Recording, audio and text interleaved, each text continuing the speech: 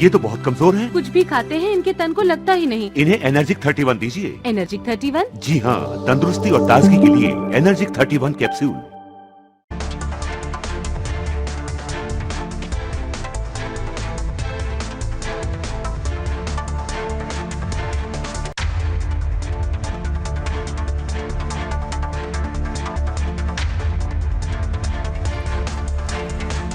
नमस्कार, मैं हूं सैयद सुहेल और आप देख रहे हैं आपका नंबर 1 शो ये भारत की बात है।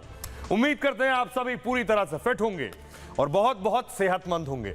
आइए आपको बताते हैं आज, और आइए शुरुआत करने जा रहा हूं आज की पहली बड़ी खबर के साथ। और पहली बड़ी खबर वो जिस पर देश ही नहीं पूरी दुनिया बात कर रही है कि आखिर घर में घुसकर कैसे सैफ अली खान पर हमला हो गया, कैसे कोई घर के अंदर घुस गया, कैसे छिप गया।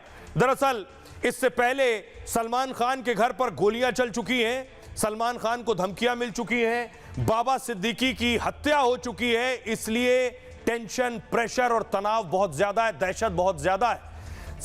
सैफ अली खान पर जानलेवा हमला हुआ है, चाकू से एक के बाद एक 6 हमले हुए हैं। बताया गया चाकू उनकी रीढ़ में घुसकर टूट गया है।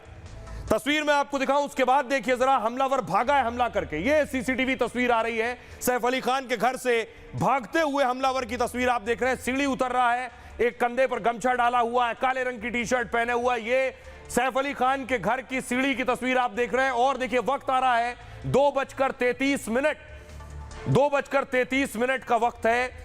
16 तारीख यानी 12 बजे के बाद लगभग 2:30 बजे हमला हुआ और उसके बाद यह हमलावर सीढ़ी से उतरकर भागा है। ये उस वक्त की तस्वीर आप देख रहे हैं। हमलावर भागा, सैफ घायल हो चुके थे। उसके बाद मुंबई पुलिस फौरन सैफ अली खान के घर पहुंची है दल बल के साथ। मुंबई पुलिस सैफ के घर पहुंची, जांच शुरू की है। सैफ पर आखिर हमला करने वाला फरार है, पुलिस उसको तलाश रही है। कई टीमें बनाई गई हैं कि आखिर हमलावर कहां है, सैफ पर हमला क्यों किया गया, किसने हमला किया और कैसे वो घर में घुसा और कैसे भाग भी गया घर से, तमाम सवाल हैं। इस बीच सैफ पर हमला करने वाले की तलाश में एंट्री हो गई है एनकाउंटर स्पेशलिस्ट दया नायक की। तस्वीर आप देख रहे हैं, एनकाउंटर स्पेशलिस्ट दया नायक सैफ अली खान के घर पहुंचे और दया नायक की एंट्री का मतलब है मुंबई पुलिस ने इसे गंभीरता से लिया है। नीली टी शर्ट में आप दया नायक को इस वक्त देख रहे हैं। सैफ अली खान के घर पहुंचे थे, अब दया नायक इस पूरी जांच को आगे बढ़ा रहे हैं और सैफ पर हमला करने वाले को ढूंढ रहे हैं।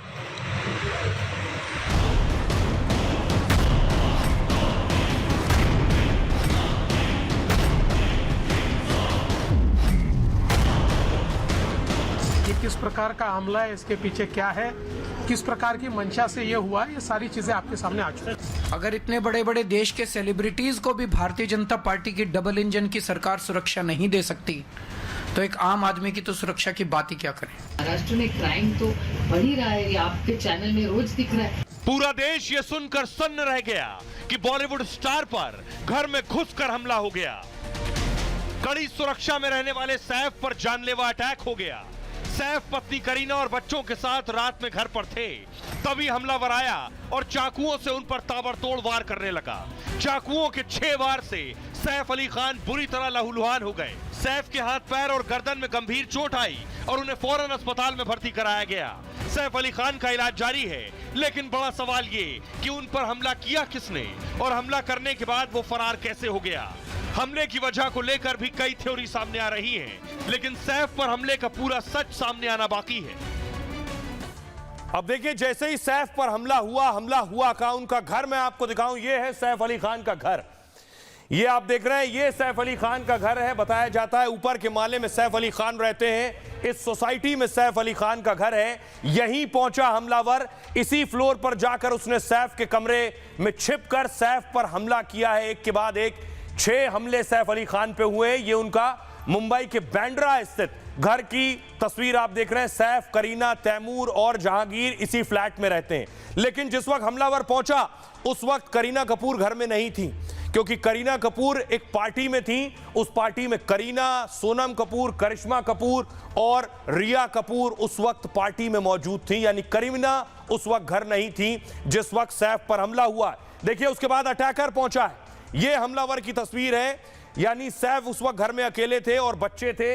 अटैकर पहुंचा है जिसने हमला किया है, लेकिन यह हमलावर कहां छिपा था अगली तस्वीर में आपको दिखाऊं।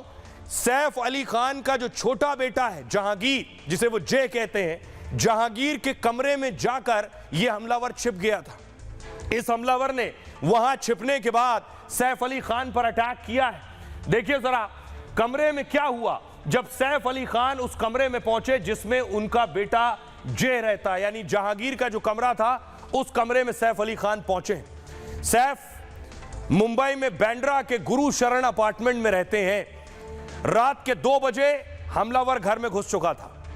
हमलावर सैफ के छोटे बेटे जहांगीर के कमरे में मौजूद था। सामने आप देख रहे हैं चाकू लिए एक शख्स खड़ा है। जहांगीर की केयर टेकर आप लाल कपड़े में देख रहे हैं। केयर टेकर ने सबसे पहले हमलावर को देखा है। इसके बाद जो उनके बच्चे की देखरेख करती है, केयर टेकर चिल्लाने लगी। जब उसने चिल्लाना शुरू किया हमलावर को देखकर, घर के दूसरे लोगों की नींद खुल गई कि क्या हुआ, रात को 2 बजे कोई क्यों चिल्ला रहा। सैफ अली खान दौड़कर फौरन बेटे जहांगीर के कमरे में पहुंचे। हमलावर की सैफ के साथ उसके बाद हाथापाई शुरू हुई। हमलावर ने इस दौरान सैफ पर एक के बाद एक हमले किए। 6 बार चाकुओं से वार किया सैफ पर। सैफ ने हमलावर को कड़ी टक्कर दी, यानी वो उससे लड़ते रहे। इसके बाद हमलावर मौके से फरार हो गया, यहां से भागा है वो। बाद में सैफ को लीलावती अस्पताल में भर्ती कराया गया। सैफ के बेटे इब्राहिम सैफ अली खान को ऑटो से लेकर पहुंचे हैं। संभव है या तो ड्राइवर नहीं था और इब्राहिम को ड्राइविंग नहीं आती है। करीना घर पर नहीं थी, जैसा मैंने शुरू में आपको बताया। हमले के दौरान करीना, तैमूर, जहांगीर सभी सुरक्षित है। बैंड्रा पुलिस हर एंगल से मामले की जांच कर रही है। अब देखिए जरा सैफ पर जब हमला हो गया उसके बाद क्या हुआ। फौरन सैफ को अस्पताल में भर्ती कराया गया। यह है मुंबई का लीलावती अस्पताल। सैफ को इस अस्पताल में लेकर आया गया। रात को लगभग 3 बजे के आसपास का वक्त था, क्योंकि 2:30 बजे हमलावर भागा है। उसके बाद लीलावती अस्पताल में सैफ को लाकर एडमिट कराया गया है और फिर घर पहुंची करीना कपूर।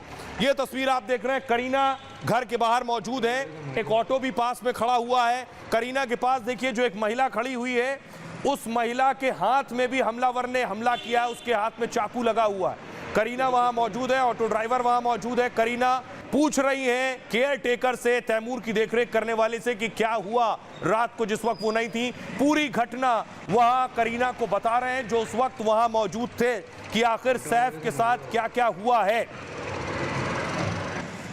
और उसके बाद देखिए जरा अगली तस्वीर आपको दिखाऊं। अस्पताल पहुंची है फौरन करीना कपूर और सैफ अली खान का पूरा परिवार अस्पताल पहुंचा है। तस्वीरों में आपको करीना नजर आ रही है। लीलावती अस्पताल पहुंची करीना, और न सिर्फ करीना बल्कि सैफ के सुपुत्र, ये आप देख रहे हैं इब्राहिम खान पहुंचे। इब्राहिम के साथ बहन सारा अली खान लीलावती अस्पताल पहुंची है। और सारा अली खान के बाद सैफ अली खान की जो बहन है, उन्हें आप देख रहे हैं सोहा अली खान पहुंची है लीलावती अस्पताल। और उसके बाद करिश्मा कपूर हॉस्पिटल पहुंची सैफ के बारे में जानकारी लेने। लेकिन देखिए दूसरी तरफ पुलिस ने जांच शुरू की। पुलिस पहुंची है सैफ के घर, उसी अपार्टमेंट ने बैंड्रा के जिसमें सैफ पर हमला हुआ है। पुलिस ने इसे बहुत गंभीरता से लिया है, क्योंकि लॉरेंस सलमान को धमकी दे रहा है, बाबा सिद्दीकी की हत्या हो गई। पुलिस किसी सेलिब्रिटी, किसी बॉलीवुड स्टार पर किसी भी हमले को बहुत संजीदगी से ले रही है। बहुत बड़ा चैलेंज है उनके लिए। उसके बाद देखिए न सिर्फ पुलिस, अगली तस्वीर देखिए, फॉरेंसिक की टीम पहुंची है घर की जांच करने के लिए, फिंगरप्रिंट लेने के लिए। कौन हमलावर था, घर में कब आया, उसके निशान कहां कहां है, दरवाजे के हैंडल पर उसके निशान है, दरवाजा खोलकर अंदर घुसा है, सीढ़ियों से घुसा है, ये सारी जांच करने के लिए फॉरेंसिक की टीम पहुंची। उसके बाद देखिए मुंबई क्राइम ब्रांच की एंट्री हुई है। मुंबई क्राइम ब्रांच के जवान पहुंचे, वो भी सैफ के घर पहुंचे जांच करने के लिए। ये क्राइम ब्रांच की टीम है, इन्वेस्टिगेट कर रही है। सभी ये जानना चाह रहे हैं, बड़ी बात यह है कि आखिर सैफ एक हाई सिक्योरिटी सोसाइटी में रहते हैं जहां अत्याधुनिक सुरक्षा व्यवस्था है, और ऐसी जगह पर कोई हमलावर चाकू लेकर कैसे पहुंच गया। सुनिए पुलिस क्या कह रही है और फॉरेंसिक टीम क्या कह रही है।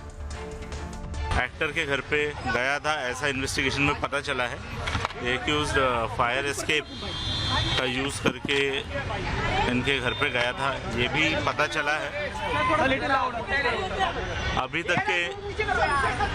तक के इन्वेस्टिगेशन में ये एक चोरी का अटेम्प्ट था, ऐसा हमारे इन्वेस्टिगेशन में निष्पन्न हुआ है।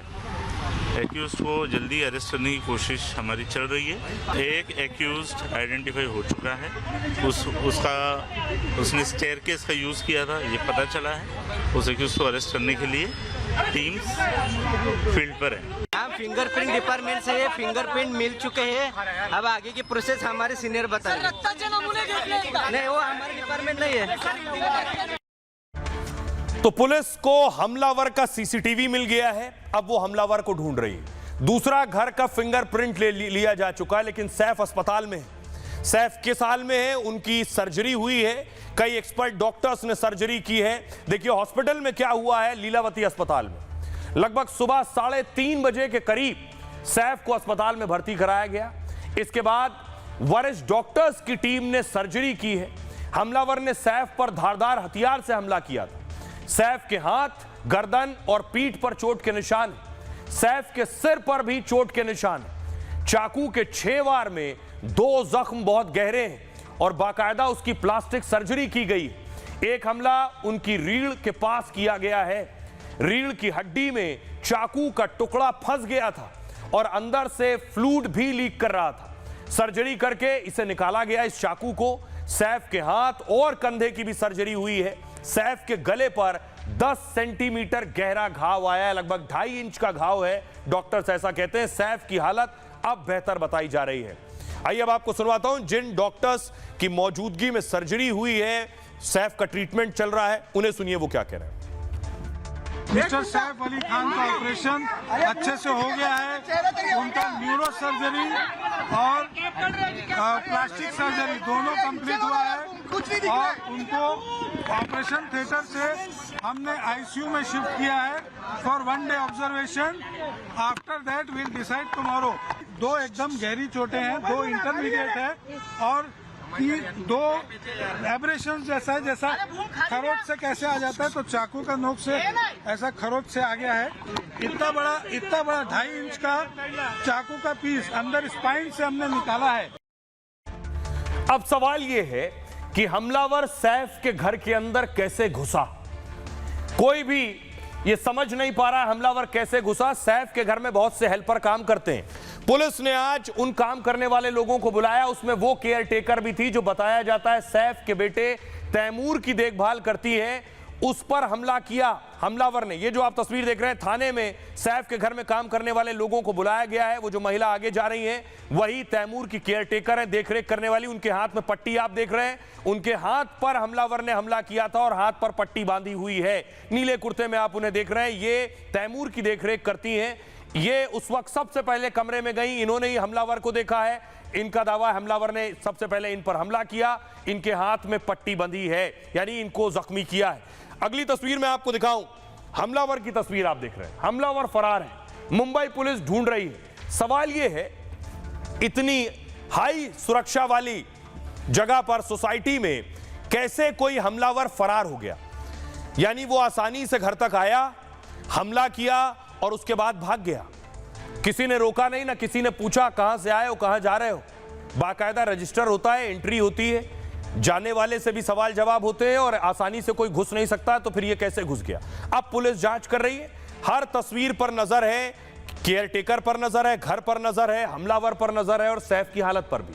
सैफ पर हमले के बाद हमलावर की तलाश हो रही है। सीसीटीवी में कैद हुआ हमलावर, उसकी तस्वीर, उसे बिल्डिंग की 6ठी मंजिल पर देखा गया नीचे उतरते हुए। हमलावर सीढ़ियों से अपार्टमेंट में दाखिल हुआ था। इन्हीं सीढ़ियों से, बताया जाता है ये फायर एग्जिट वाली सीढ़ियां हैं। हमले के बाद सीढ़ियों से ये भागा है। पुलिस ने घंटों तक सीसीटीवी खंगाला है इसका। सैफ के घर से 3 लोगों को पूछताछ के लिए बुलाया गया। ये तस्वीर आप देख रहे हैं जिन्हें पूछताछ के लिए बुलाया गया। तीनों से बांद्रा पुलिस स्टेशन में पूछताछ हुई। हमले में घायल हुई हाउसकीपर से भी पूछताछ हुई है। शुरुआती जांच के मुताबिक घर में कोई जबरदस्ती नहीं घुसा है। तो फिर कौन लेकर गया इसे, किसने इसे अंदर घुसाया है? घर के अंदर मौजूद किसी शख्स ने हमलावर को क्या एंट्री दी है, पुलिस जांच कर रही है। बांद्रा पुलिस ने हमलावरों की तलाश के लिए 10 टीमें बना दी हैं। क्राइम ब्रांच ने जांच के लिए 8 टीमें गठित की हैं। क्राइम ब्रांच की टीम जांच के लिए सैफ के घर भी पहुंची है बाकायदा, और क्राइम ब्रांच की टीम जांच के लिए घर में जाकर सबूत जुटाए हैं। मेड के आवाज लगाने के बाद चोर ने उस पर हमला किया है, पुलिस का कहना है। सैफ पर हमला मामले में एफआईआर भी दर्ज हो गई है। हत्या की कोशिश, डकैती सहित 5 धाराओं में केस दर्ज किया गया है। दावा यह है एफआईआर के मुताबिक कि जो हमलावर था उसने 1 करोड़ रुपए की मांग की थी, यह भी दावा किया जा रहा है। अब आपको बताऊं, इस मामले में सिर्फ पुलिस इन्वेस्टिगेट नहीं कर रही है, बहुत हाई प्रोफाइल मामला है, क्योंकि अब सरकार पर सवाल उठ रहे हैं। इसलिए सरकार ने, देखिए, दया नायक जो कि एनकाउंटर स्पेशलिस्ट है, मुंबई में बदमाश और वहां के डॉन इनके नाम से ही कांपते हैं, दया नायक की एंट्री हो गई है। दया नायक अब इस मामले में जांच करेंगे। आइए आपको बताऊं कि दया नायक हैं कौन जो इन्वेस्टिगेट करने वाले हैं। सैफ अली खान के हमलावर की शामत आ गई है। एनकाउंटर स्पेशलिस्ट दया नायक भी जांच टीम में। क्राइम ब्रांच की जांच टीम सैफ के घर पहुंची। इस दौरान एनकाउंटर स्पेशलिस्ट दया नायक भी मौजूद थे। एनकाउंटर स्पेशलिस्ट दया नायक ने जांच की। दया नायक मुंबई पुलिस के अधिकारी हैं। एनकाउंटर स्पेशलिस्ट के रूप में जाने जाते हैं। मुठभेड़ों में 80 से ज्यादा अपराधियों को इन्होंने ठोका है। अंडरवर्ल्ड और गैंगस्टर के ऑपरेशंस के बाद यह चर्चा में आए। 1990 के दशक में 80 से ज्यादा गैंगस्टर्स को निपटाया है दया नायक ने। दया नायक मुंबई के बदमाशों में दहशत का पर्याय बन चुके थे। अभी मुंबई पुलिस में क्राइम ब्रांच का हिस्सा है। सलमान के घर फायरिंग केस की जांच भी दया नायक कर रहे थे। दया कर्नाटक के उडुपी में इनका जन्म हुआ था और 7वीं की पढ़ाई के बाद दया मुंबई पहुंचे और इसके बाद मुंबई में ही पढ़ाई लिखाई की और पुलिस ज्वाइन की है। अब इस पर सियासत भी खूब हो रही है। सुनिए क्या कुछ कह रहे हैं वारिस पठान और देवेंद्र फडणवीस। यहाँ पर आए दिन इस तरह की घटना होना ये साफ दिखाता प्रशासन का टोटल फेलियर है। पहले सलमान खान के घर पे फायरिंग हुई, उसके बाद बाबा सिद्दीकी को गोली मार के हत्या कर दी गई और अब रात को 2:30 बजे के करीब एक अज्ञात हमलावर चाकू लेकर घर में घुस जाता है। सैफ अली खान जैसे स्टार के ऊपर अटैक करता है, उनको 6 बार उनको वार लगता है, हॉस्पिटल में उनका इलाज चल रहा है। तो ये किस दिशा के अंदर जा रहे हैं? मतलब लोगों के दिल में डर खौफ सब खत्म हो चुका है। पुलिस का किसी को डर ही नहीं है। जाएंगे पुलिस कमिश्नर के पास जाएंगे, हम चीफ मिनिस्टर साहब से मुलाकात करेंगे, उससे कहेंगे कि यहाँ का बंदोबस्त बढ़ाइए, विजिलेंट बढ़ाइए यहाँ का। कि इसके बारे में पुलिस ने आपको सारी जानकारी दी हुई है। ये किस प्रकार का हमला है, इसके पीछे क्या है, किस प्रकार की मंशा से ये हुआ, ये सारी चीजें आपके सामने आ चुकी हैं। इसके बारे में पुलिस ने आपको सारी जानकारी दी हुई है। ये किस प्रकार का हमला है, इसके पीछे क्या है, किस प्रकार की मंशा से ये हुआ, ये सारी चीजें आपके सामने आ चुकी हैं। अब आपको बताऊं कि सैफ अली खान के घर पहुंचकर उसने 1 करोड़ रुपए मांगे, ऐसा दावा किया जा रहा है। सैफ अली खान एक लग्जरी जिंदगी जीते हैं। सैफ अली खान जिस परिवार से आते हैं उस परिवार ने उन्हें बहुत सी चीजों से नवाजा है। आइए अब आपको बताऊं जरा सैफ के लाइफस्टाइल कैसा है, उनकी संपत्ति कितनी है और हमलावर पहुंचकर 1 करोड़ मांगने का जो दावा है वो क्या है। सैफ अली खान की कुल संपत्ति आपको बताऊं 1200 करोड़ रुपए है सैफ की संपत्ति। सैफ के पास कई आलीशान घर हैं। उनके पास गुरुग्राम में पटौदी पैलेस है जो आप देख रहे हैं। बांद्रा में 2 आलीशान घर हैं सैफ के पास। हरियाणा के गुरुग्राम में पैतृक पटौदी पैलेस है और पटौदी पैलेस की कीमत तकरीबन 800 करोड़ रुपए है, जिसमें राजशाही की झलक साफ दिखती है। 10 एकड़ में फैला है यह पटौदी पैलेस। इस महल में 700 कमरे हैं। इस हवेली में कई फिल्मों की शूटिंग हो चुकी है। पिछले कुछ सालों में उनकी संपत्ति में 70% का इजाफा हुआ। सैफ अली खान पटौदी घराने के 10वें नवाब भी हैं। सैफ के पिता मंजूर अली खान पटौदी क्रिकेटर थे। वो भारतीय क्रिकेट टीम के सबसे युवा कप्तान रहे। सैफ के पास स्विट्जरलैंड में एक घर है। इसकी कीमत 33 करोड़ रुपए से ज्यादा है। सैफ करीना बांद्रा के फॉर्च्यून हाइट्स में दरअसल पहले रहते थे। दोनों करीब 11 साल तक इस घर में रहे। दूसरे बेटे जे, जिसे जहांगीर कहते हैं, उसका जन्म हुआ उससे ठीक पहले नए अपार्टमेंट में शिफ्ट हो गए। करीब 1500 स्क्वायर फीट का पुराना अपार्टमेंट उनका था और 2013 में इस घर की कीमत तकरीबन 50 करोड़ रुपए थी। सैफ को बचपन से ही घड़ियों का शौक रहा है और इस एक इंटरव्यू में उन्होंने कहा था कि घर में बैठे बैठे दिन में 3 घड़ी बदल लेता हूं। सैफ के पास लग्जरी गाड़ियों का काफिला है। सैफ अली खान लग्जरी और तेज रफ्तार कारों के शौकीन हैं। उनके गैराज में कई शानदार कार मौजूद हैं। सैफ अली खान की पहली पसंद है ऑडी R8। इसकी कीमत 2,37,00,000 रुपए है।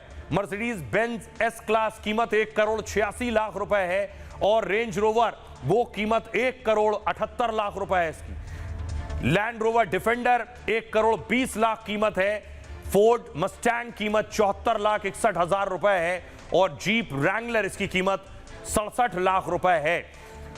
आइए अब आपको सुनवाता हूं, सुनिए। अब सैफ पर हमला हुआ मुंबई के बांद्रा में। केजरीवाल चुनाव लड़ रहे हैं राजधानी दिल्ली में, लेकिन देखिए कैसे वहां की कानून व्यवस्था से दिल्ली की कानून व्यवस्था को जोड़कर बीजेपी पर हमला कर रहे हैं। सुनिए। तो वे रात को घर के अंदर घुस के कोई चाकुओं से हमला कर दे तो ये वहां की राज्य सरकार और केंद्र सरकार के ऊपर बहुत बड़े प्रश्न चिन्ह खड़ा करता है। इसका मतलब दोनों सरकारें लोगों को सुरक्षा देने में नाकाम रही हैं। और बॉम्बे के अंदर ये पहला इंसिडेंट नहीं हो रहा। इसके पहले सलमान खान के यहाँ शूट आउट हुआ, बाबा सिद्दीकी का मर्डर कर दिया गया। बाबा सिद्दीकी तो इन्हीं के एनडीए के पार्टनर हैं, उनका मर्डर दिन दहाड़े मर्डर कर दिया गया। अगर सेलिब्रिटीज, इतने बड़े बड़े देश के सेलिब्रिटीज ही सुरक्षित नहीं है, अगर इतने बड़े बड़े देश के सेलिब्रिटीज को भी भारतीय जनता पार्टी की डबल इंजन की सरकार सुरक्षा नहीं दे सकती, तो एक आम आदमी की तो सुरक्षा की बात ही क्या करें। सैफ अली खान के घर पे कोई चोर वोर ने अटैक किया है और उसके बीच जब वो जग गए होंगे या जो भी उनसे आमना सामना हुआ तो उसने चाकू चला दिया है। इससे सैफ अली खान को चोट आई है, ऐसी जानकारी मुझे अभी मिली है। मैं सबसे पहले तो भगवान से प्रार्थना करता हूं सैफ अली खान जल्दी रिकवरी करें। वो हमारे देश के एक बहुत ही उम्दा कलाकार हैं, बहुत चर्चित कलाकार हैं। और इस बीच आपको तो बता दें, बड़ी खबर यह है कि करीना कपूर का बयान सामने आया है। सैफ की पत्नी करीना कपूर का बयान आया है। सैफ इस वक्त लीलावती अस्पताल में भर्ती हैं। करीना कपूर के लिए मुश्किल वक्त है। उन्होंने कहा है कि परिवार के लिए यह मुश्किल समय है, करीना कपूर ने कहा है। साथ ही उन्होंने लोगों का धन्यवाद दिया है, मुश्किल समय में साथ देने के लिए लोगों का आभार जताया है करीना कपूर ने।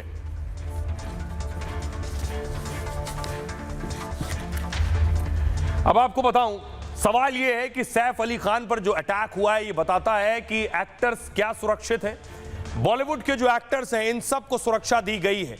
सैफ अली खान को भी यह संभव अब सुरक्षा मिलेगी। आइए बताता हूं आपको कि इन एक्टर्स को, इन स्टार को खास सुरक्षा में रखा जाता है। ये खास सुरक्षा में ही है। हमले के बाद सैफ की सुरक्षा बढ़ सकती है।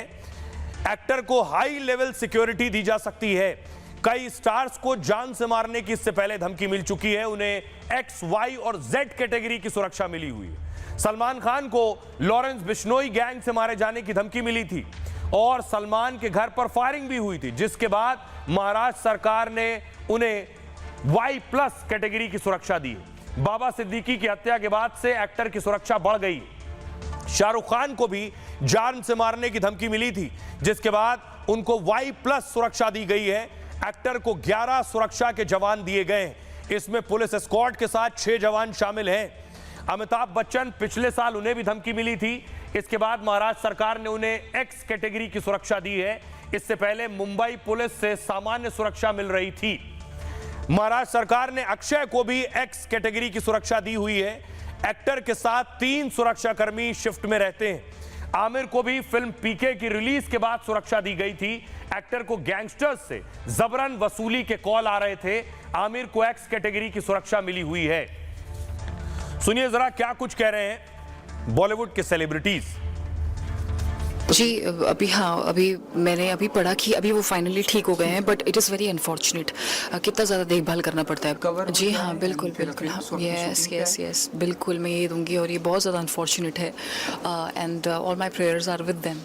मैं सैफ के बारे में बहुत चिंतित हूँ। मैं ईश्वर से प्रार्थना करूँगी ध्यान में जाके कि उनका स्वास्थ्य जल्दी से ठीक हो जाए। सरकार तो पुलिस प्रशासन भी लग गया होगा पता करने, और अगर वो चोर पकड़ा जाता है तुरंत, और डेफिनेटली पकड़ा जाएगा। मुंबई पुलिस का एक अपना वजूद है और उसको कड़ी से कड़ी सजा मिलनी चाहिए, और एक्टर सुरक्षा पर तवज्जो देना भी जरूरी है। कहना मुश्किल है उसकी नीयत क्या थी वहां जाने की। वो सिर्फ चोरी करना चाहता था या उसका इरादा हमला करने का था, और वो भी जानलेवा हमला करने का था। तो जब तक वो पकड़ा नहीं जाएगा तब तक ये बातें सामने नहीं आएंगी, लेकिन यकीनन पकड़ा जाएगा। मुंबई पुलिस जो है वो बहुत सक्षम है वो, और वो पकड़ा तो जाएगा। सैफ अली खान के साथ जो इंसिडेंट हुआ ये काफ़ी निंदनीय है। इस हादसे को, इस इंसिडेंट को कंडेम करता हूँ। हम लोग कंसर्न हैं सैफ अली खान की सेहत के लिए, उनकी फिजिक के लिए, और उनके साथ जो अटैक हुआ। अब देखिए, सैफ पर हमला हुआ, 6 वार हुए, अस्पताल पहुंचे, पाकिस्तान की एंट्री हो गई इस बीच। सोचिए पाकिस्तान का इसमें क्या काम है। भारत की सिक्योरिटी हमलावर को पकड़ेगी और भारत का कानून सजा देगा, लेकिन पाकिस्तान ने पाकिस्तान से ही हिंदू मुसलमान शुरू कर दिया है। फवाद चौधरी इमरान खान के मंत्री रहे, उन्होंने कहा सैफ पर हमले को लेकर पाकिस्तान ने नापाक हरकत की है। पाकिस्तान के बड़बोले नेता ने विवादित बयान दिया है। पाकिस्तान के पूर्व मंत्री फवाद चौधरी ने पोस्ट किया, लिखा भारतीय मुसलमानों के अधिकारों के लिए पाक को उठना होगा। एक्टर सैफ अली खान के घर में घुसकर हमलावरों ने 6 बार चाकू से हमला किया है। हिंदू महासभा के उदय के बाद मुस्लिम अभिनेताओं को जान को खतरा है उनको। पाकिस्तानी सोशल मीडिया यूजर्स ने ही फवाद को जवाब भी दे दिया। सोचिए, पाकिस्तान के लोग ही फवाद को जवाब दे रहे हैं। पाकिस्तान के मुनीबुल हक ने लिखा, यूजर ने लिखा, उन्होंने पोस्ट किया कि पाकिस्तान में क्या हो रहा है पहले खुद इसे ठीक कर लो, उसके बाद भारत की फिक्र करना। हमें देश में नियम और कानून के लिए कौन सी लड़ाई हम अपने देश में कर रहे हैं। तो फवाद चौधरी को भारत के मामले में बोलने की जरूरत नहीं है। सुनिए जरा सियासतदान क्या कह रहे हैं। सैफ अली खान स्वस्थ रहे, उनका इलाज अच्छा हो। क्या कारण है, किस कारण हुआ है, लेकिन इस तरह की घटना किसी बड़े व्यक्ति के साथ न हो। रात को बांद्रा में रहते थे और वहाँ उनके फ्लैट कुछ लोगों ने, चोर लोगों ने उनके ऊपर हमला किया है, और ये घटना बहुत बड़ी गंभीर जांच होनी चाहिए, और जो गुनहगार है उनको जल्दी से जांच चाहिए। सैफ अली खान जी ने खुद को डिफेंड, अपने बच्चे को डिफेंड करने के लिए उन्होंने जो किया, उसके ऊपर उनको बहुत स्टिचेस भी आए, वो अस्पताल में भी है। चिंताजनक बात है। महाराष्ट्र में क्राइम तो बढ़ ही रहा है, ये आपके चैनल में रोज दिख रहा है कि लॉ एंड ऑर्डर व्यवस्था जो मुंबई की है was considered one of the best in the world. सिर्फ देश में ही नहीं, one of the best in the world, और उसको चोट पहुंचाने का काम लगातार चल रहा है। अगर सही मायने में इन्वेस्टिगेशन होता, टाइम बाउंड इन्वेस्टिगेशन होता, तो शायद ये घटना रोकी जा सकती थी। अस्पताल में उनका इलाज चल रहा है। पुलिस इस पूरे मामले को खंगालेगी। आरोपी की क्या मंशा थी, क्या वो चोरी के बहाने से आया था या इसके पीछे और कुछ कारण थे, किसी को भी बख्शा नहीं जाएगा। आइए खबरों में आगे बढ़ते हैं। एक दर्दनाक खबर है आज की, अफसोसनाक खबर। रूस और यूक्रेन की जंग चल रही है और उसमें भारतीयों की मौत हो रही है। जंग में मारे जा रहे हैं भारतीय जो वहां हैं, यानी पुतिन और ज़ेलेंस्की की लड़ाई, रशिया और यूक्रेन की लड़ाई में भारतीयों की मौत हो रही। तस्वीर में दिखाऊं, जंग अभी भी चल रही है रूस और यूक्रेन के बीच। पुतिन ने 2 दिन पहले ही जबरदस्त और भीषण हमला किया है यूक्रेन पर। तस्वीर दिखाऊं अगली, लेकिन इसमें जो फौज में भारतीय जिन्हें जबरदस्ती धोखे से शामिल कराया रूस ने, उसके बाद यूक्रेन में झोंक दिया लड़ने के लिए, उनकी जानें जा रही हैं। अगली तस्वीर देखिए, एक भारतीय, ये भारतीय आप देख रहे हैं, इनका नाम है बिनिल। बिनिल यूक्रेन में थे, रूस की तरफ से लड़ रहे थे और इनकी जान चली गई। ड्रोन अटैक में ये मार दिए गए। परिवार वालों का रो रो कर बुरा हाल है। ये बिनिल का परिवार आप देख रहे हैं, इनकी बेटे की मौत का जैसे ही इन्हें खबर मिली, उसके बाद देखिए परिवार में मातम पसरा है। എന്തെങ്കിലും ചെയ്തതായോ? 6 മാസമായി ഞങ്ങൾ അലഞ്ഞു തിരിഞ്ഞ് നടക്കുന്നതിന് വേണ്ടിയിട്ട് ഞങ്ങൾക്ക് എന്തെങ്കിലും ചെയ്തതായോ? എന്റെ കൂട്ടത്തിനൊന്ന് കാണാനെങ്കിലും ഞങ്ങൾ അനുവദിക്കുക. साथ ही आपको बताऊं कि बिनिल ने वीडियो बनाया था, खुद ये रिक्वेस्ट की थी कि उन्हें बचा लिया जाए जिस वक्त वो फंसे हुए थे। सुनिए। हम संदीप के साथ 2-3 सप्ताह पहले से काम करते थे। संदीप का शव बरामद हुआ है। हमने एम्बेसी से बात की है और वापस लौटने के लिए दस्तावेज तैयार किए हैं। जब से दूतावास सक्रिय हुआ है, हमारे साथ जो लोग थे उन्हें वापस भेज दिया, लेकिन हम अभी भी जंग लड़ रहे हैं। हम दूतावास से लगातार रिक्वेस्ट कर रहे हैं कि वे हमें वापस बुला लें। हमें कोई जानकारी नहीं है कि दूसरे क्यों वापस बुलाए गए और हम अभी जंग के मैदान में हैं। हम रूस आर्मी के साथ काम करते हैं। हम दूतावास से प्रार्थना कर रहे हैं कि जल्द से जल्द सहायता करें।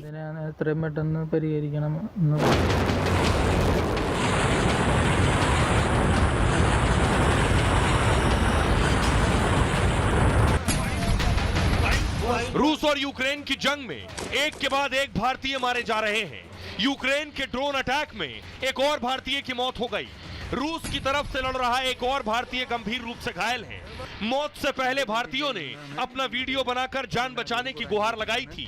अब रूसी सेना में फंसे भारतीयों पर भारत ने कड़ा रुख अपना लिया है और रूस में पुतिन की सरकार से साफ कह दिया है कि सेना में शामिल भारतीयों को जल्द से जल्द छोड़ा जाए। आइए मैं आपको बताऊं कि कैसे इस भारतीय की मौत हुई जंग के दौरान, रूस और यूक्रेन की जंग के दौरान। उसके शव का परिवार वाले इंतजार कर रहे हैं कि जंग के मैदान से उसका शव उन्हें सौंपा जाए। बिनिल बाबू अपने दोस्त जैन कुरियन के साथ रूस गए थे। दरअसल उनके साथ ही कुछ और लोग भी रूस भेजे गए थे। केरल से एक एजेंट ने इन्हें काम करने के लिए रूस भेजा था।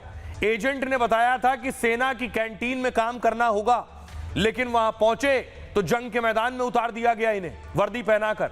यूक्रेन के सामने रूस की तरफ से युद्ध लड़ने उतार दिया गया। दावा यह भी है कि आधी अधूरी ट्रेनिंग के साथ बंदूक इन्हें थमा दी गई। कुछ दिन पहले बिनिल और इनके साथी जैन ने एक वीडियो जारी किया था।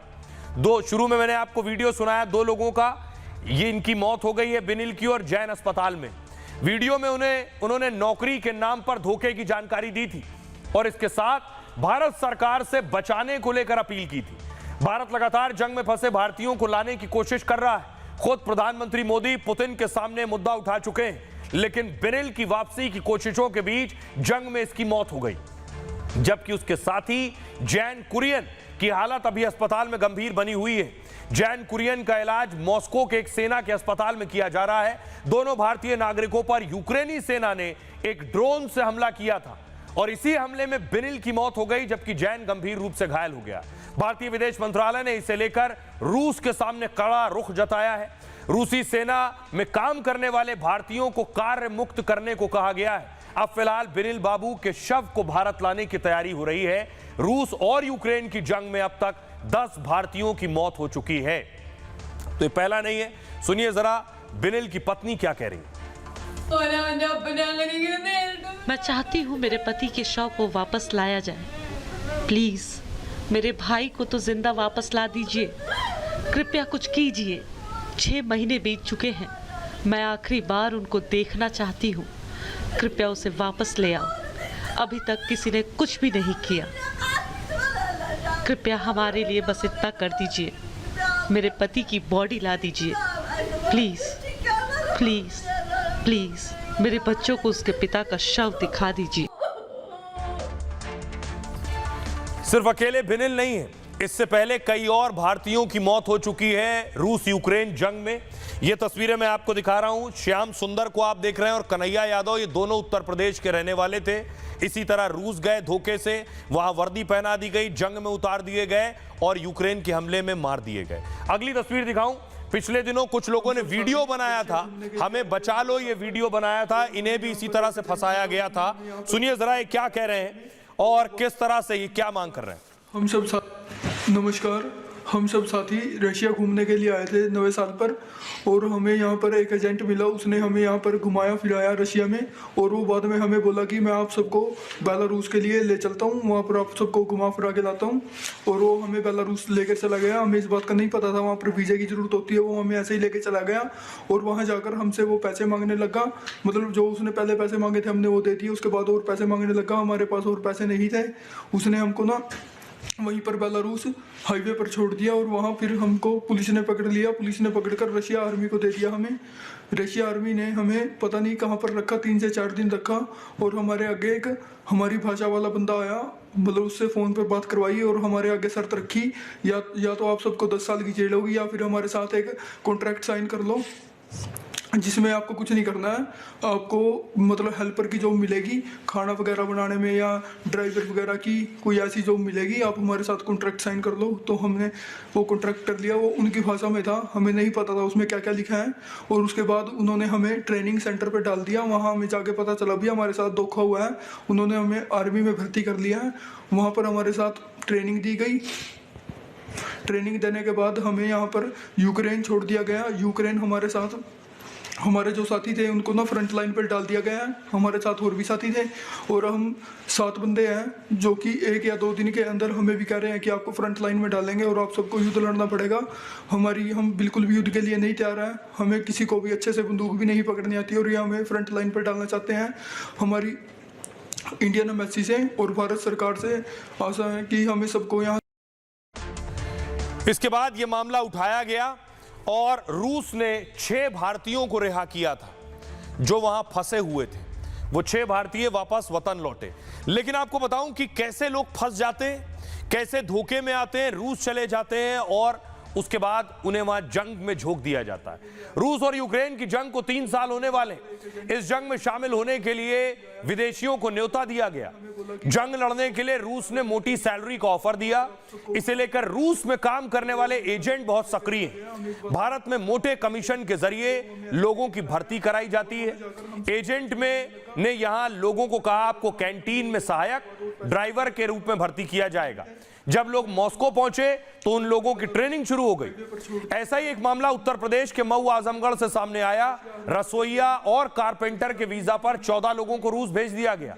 यहां पर 2 लाख रुपए महीने की सैलरी मिलने की बात कही गई, लेकिन वहां पहुंचने पर युद्ध के मैदान में उतार दिया गया। सोचिए, जिसने बंदूक ना पकड़ी हो वो मिसाइल के बीच, और 3 युवकों की मौत हो चुकी है, जबकि 2 के पैर में गोली लगने के बाद भारत वापसी हुई थी। अभी भी 9 परिवारों के बेटों को वापसी का इंतजार है। परिवार को दावा किया गया कि 85 भारतीयों की रूसी सेना में भर्ती हुई थी। भारत सरकार की कोशिशों से इनमें से ज्यादातर वापस लौट चुके हैं। एक रिपोर्ट के मुताबिक अभी 19 के करीब भारतीय रूस में फंसे हैं। इन सभी भारतीयों को जल्द वापस लाने की कोशिश हो रही है। आइए खबरों में आगे बढ़ते हैं और अब बात सियासत की करते हैं कि आखिर सियासत में एक और लड़ाई शुरू हो गई है, एक नई जंग, और वो जंग है उत्तर प्रदेश में अयोध्या के मिल्कीपुर की। और ये जंग योगी बनाम अखिलेश है, लेकिन इसमें तीसरे की भी एंट्री हो चुकी है, क्योंकि बीजेपी ने उतार दिया है अयोध्या के मिल्कीपुर से चंद्रभान को। चंद्रभान, अगली तस्वीर देखिए जरा। दूसरी तरफ आज चंद्रभान ने अपना नॉमिनेशन फाइल कर दिया है मिल्कीपुर से। चंद्रभान जब नॉमिनेशन फाइल करने पहुंचे तो बीजेपी के बड़े बड़े नेता उनके साथ थे। ये उनके नामांकन भरने की तस्वीर आप देख रहे हैं। बीजेपी के नेता मंत्री भी पहुंचे इस दौरान, यानी पूरा जोर मिल्कीपुर में।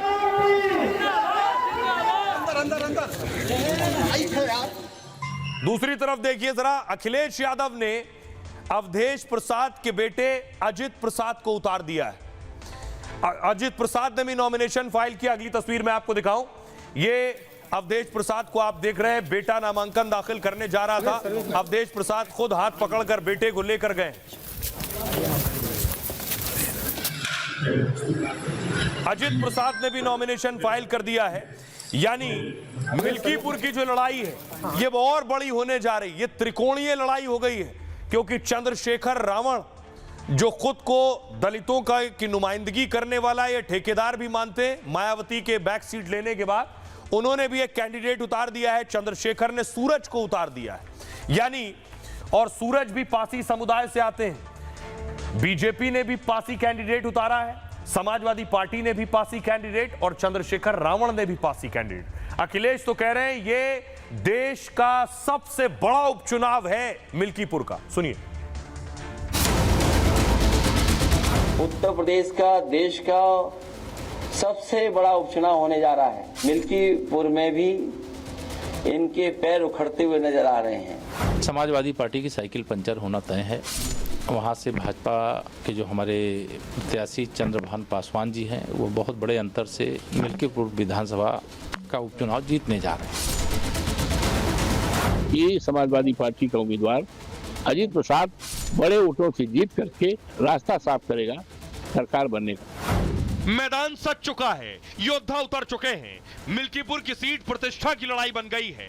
मिल्कीपुर की लड़ाई योगी बनाम अखिलेश हो गई है। इसलिए मतदान से पहले ही अखिलेश प्रेस कॉन्फ्रेंस कर रहे हैं। योगी सरकार और चुनाव आयोग पर सवाल उठाने लगे। उत्तर प्रदेश का देश का सबसे बड़ा उपचुनाव होने जा रहा है और हम सरकार से भी कहेंगे कि ये चुनाव पारदर्शी हो। और सच्चाई तो ये है कि मिल्कीपुर में भी इनके पैर उखड़ते हुए नजर आ रहे हैं। सवाल ये कि मिल्कीपुर प्रतिष्ठा की लड़ाई क्यों बन गई। दरअसल ये सीट फैजाबाद लोकसभा क्षेत्र में पड़ती है। फैजाबाद लोकसभा क्षेत्र में अयोध्या का मंदिर भी है। फैजाबाद से सपा के अवधेश प्रसाद सांसद बने थे और इस जीत को इंडिया अलायंस ने खूब भुनाया। अपनी जीत पर संसद से सड़क तक योगी को मुंह चढ़ाया। अब योगी आदित्यनाथ ने इसे प्रतिष्ठा का सवाल बना लिया है। रही सही कसर चंद्रशेखर रावण ने पूरी कर दी।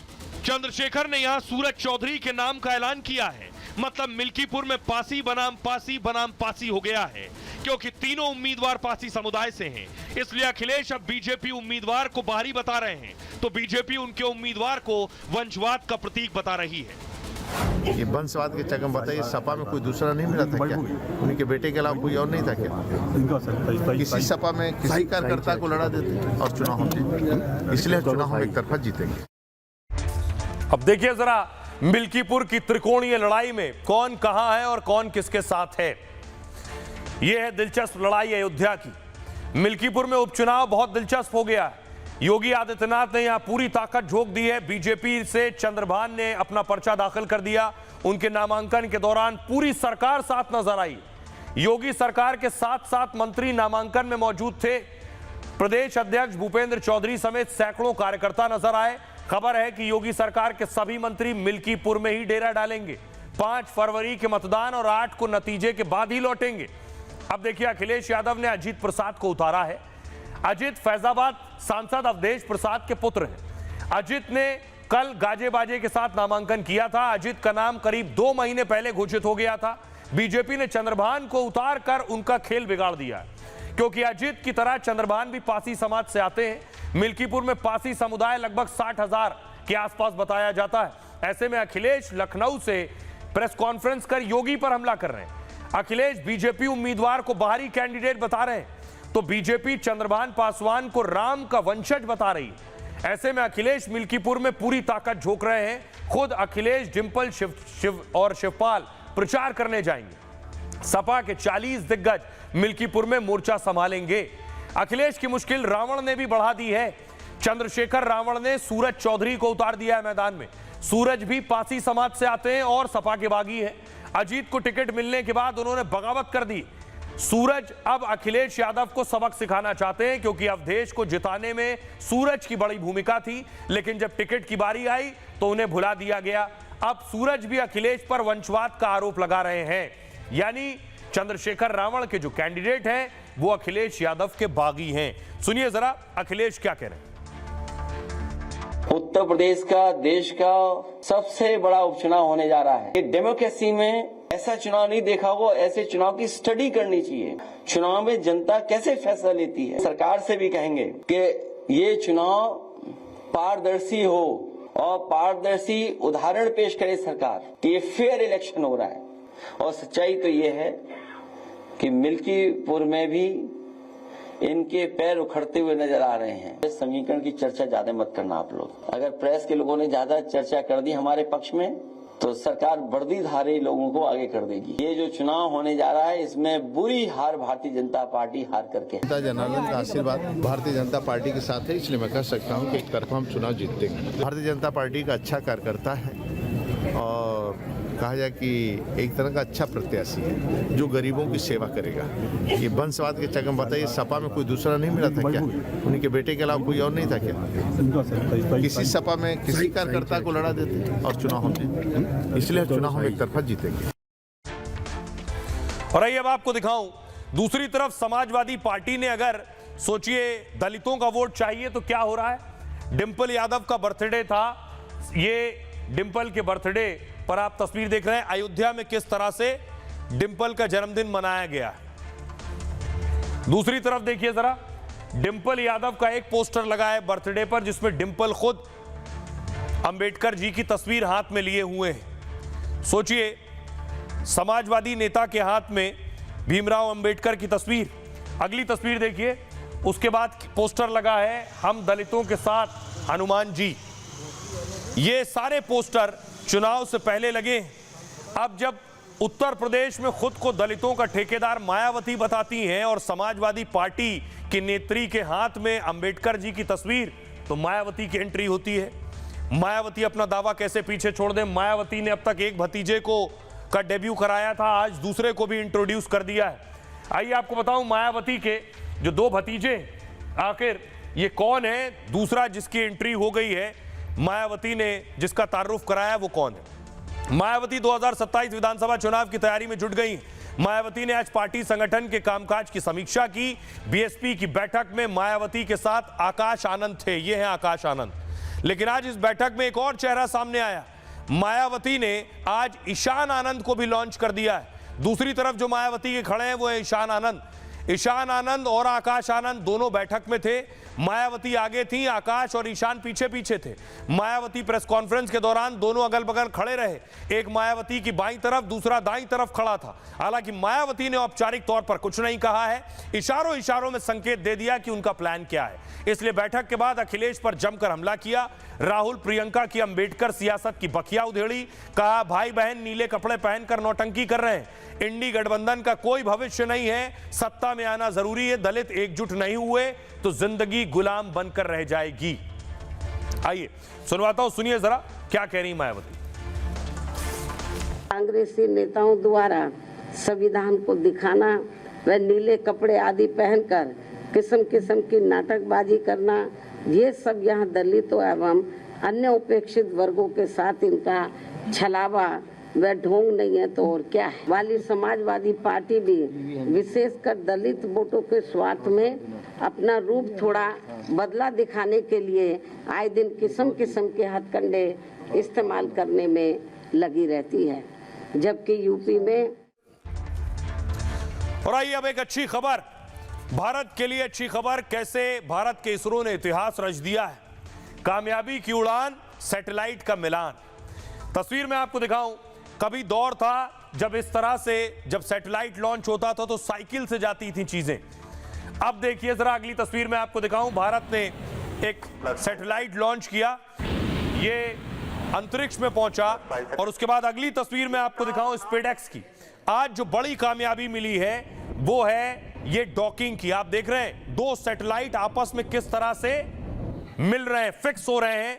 ये है भारत की बहुत बड़ी कामयाबी।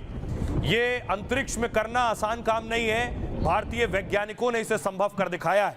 अगली तस्वीर देखिए जरा, ये जो तस्वीरें आप देख रहे हैं, भारत अब इन तीन के बाद चौथा देश बन गया है जिन्होंने ये कामयाबी हासिल की थी। भारत अब उनमें शुमार हो गया है, यानी अमेरिका, रूस और चीन के बाद भारत चौथे नंबर पर आ गया। देखिए हुआ क्या है, भारत ने अंतरिक्ष में बड़ा किला फतेह कर लिया है। वो दो सैटेलाइट को डॉक करने यानी मिलाने में कामयाब रहा।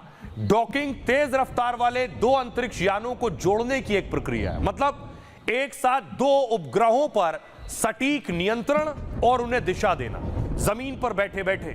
डॉकिंग यानी सैटेलाइट मिलाने की तकनीक चंद्रयान 4 में काम आएगी। चंद्रयान 4 में जब भारत का अंतरिक्ष यान चांद पर जाएगा तो एक हिस्सा चांद की सतह पर उतरेगा और दूसरा अंतरिक्ष में घूमता रहेगा। चांद की सतह वाला हिस्सा चंद्रमा की जानकारी जुटाएगा, फिर इसी तकनीक से वो अंतरिक्ष में घूमते विमान से जाकर जुड़ जाएगा और अहम जानकारी लेकर वापस धरती पर लौट आएगा। अंतरिक्ष स्टेशन बनाने में भी इस तकनीक का प्रयोग होगा, जब अंतरिक्ष में भारत इसी तरह कई सैटेलाइट जोड़ेगा। गगनयान मिशन के लिए भी यह तकनीक बेहद अहम होगी। अब तक अमेरिका, रूस, चीन ही ये काम कर पाते थे, लेकिन मुश्किल मिशन के लिए भारत ने 2 स्पेसक्राफ्ट लॉन्च किए। दोनों स्पेसक्राफ्ट का वजन 220 किलो था। धरती से 470 किलोमीटर की ऊंचाई पर दोनों घूम रहे थे और दोनों की रफ्तार सोचिए 28,000 किलोमीटर प्रति घंटा, यानी गोली से 10 गुना तेज थी।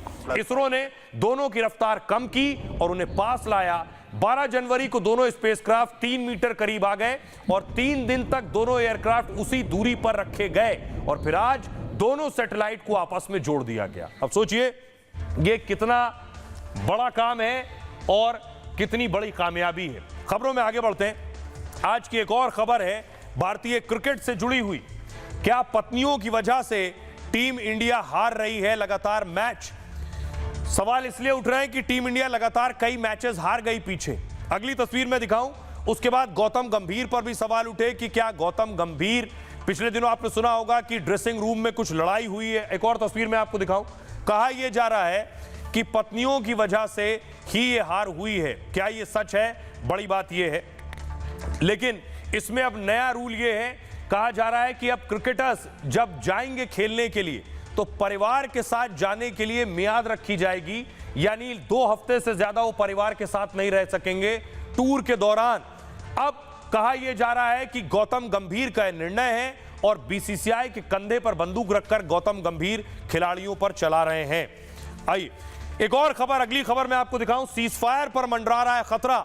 जिस तरह इजराइल और हमास की जंग चल रही थी, इजराइल हमास जंग के दरमियान अगली तस्वीर में दिखाऊं कि सीज फायर का ऐलान हुआ कि जंग रुकेगी। कतर में बात हुई, जैसे ही ऐलान हुआ कि हमास से जंग इजराइल रोक देगा, देखिए जश्न, अगली तस्वीर देखिए जरा किस तरह जश्न मनने लगा। इजराइल में तेल अवीव में जश्न हो रहा है, लोग सड़कों पर देखिए किस तरह से बजा रहे हैं।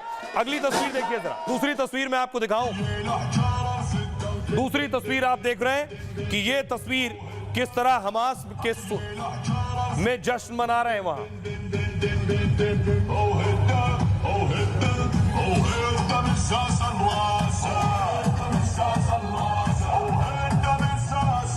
और आपको बताऊं कि ये सीज फायर क्यों हो रही है।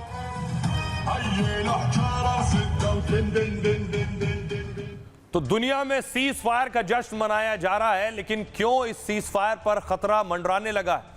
आइए सैमसंग गैलेक्सी Z Fold 6 पर गैलेक्सी AI का इस्तेमाल कर नोट असिस्ट से खबरों को रिकॉर्ड और समराइज करते हैं। बुधवार रात 10:30 बजे सीज फायर डील फाइनल हुई थी। कतर के प्रधानमंत्री और बाइडेन ने जानकारी दी। अब खबर है कि नेतन्याहू ने कैबिनेट मीटिंग से मना कर दिया है। दावा है कि हमास कुछ शर्तों पर पीछे हट गया है, इसलिए कैबिनेट बैठक में देरी हो रही है और इसी बैठक में सीज फायर पर अंतिम मुहर लगनी है। फिलहाल सीज फायर पर अब खतरा मंडरा रहा है।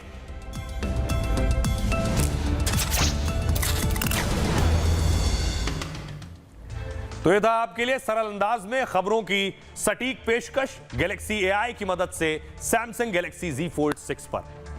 बहरहाल ये भारत की बात है, मैं इतना ही। आप अपना और अपनों का बहुत बहुत ख्याल रखिए। अगर आपका ये शो मिस हो गया है किसी तरह से तो आप इसे YouTube पर दोबारा देख सकते हैं। बहरहाल इतना ही, रुक रहा है एक छोटे से ब्रेक के लिए।